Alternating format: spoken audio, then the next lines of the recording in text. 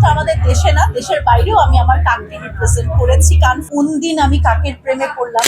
আমি পৃথিবীর সব কাককে ভালোবাসি এবং আপনারা দেখেছেন কিছুদিন আগে আমি যখন শ্রীলঙ্কায় ছিলাম, শ্রীলঙ্কার কাকরা আমার কাছে চলে আসছে। ওরা তো আর আমার বাসার কাক না।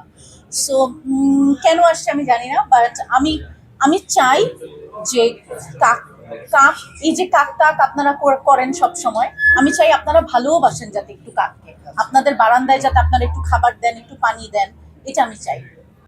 ভালোবাসার উৎপত্তি তো বলা যায় না। এটা এটা আমি আসলে ঠিক কোন দিন আমি কাকের প্রেমে পড়লাম সেটা আমি বলতে পারবো না। তবে আমি যেটা বলি সবসময়, আমি পুরান ঢাকায় বড় হয়েছি এবং পুরান ঢাকায় অনেক কাক। এবং আমাদের ঢাকা শহরে আমরা প্রথম পাখি কি দেখেছি? আমরা তো কাকই দেখি। আমাদের শহরে তো আমরা টিয়া পাখি অহরহ দেখি না, বা আমরা অন্য ধরনের পাখি তো আমরা দেখি না। খুব স্বাভাবিকভাবে আমি যখন কাক প্রথম দেখেছি, তো আমার আমার প্রথম পাখি দেখা হলো কাক পাখি। তো প্রথম যে পাখি দেখেছি সেই পাখির প্রেমেই পড়েছি এবং সেই পাখির প্রেমেই এখনো আছি এবং সারা জীবন থাকবো।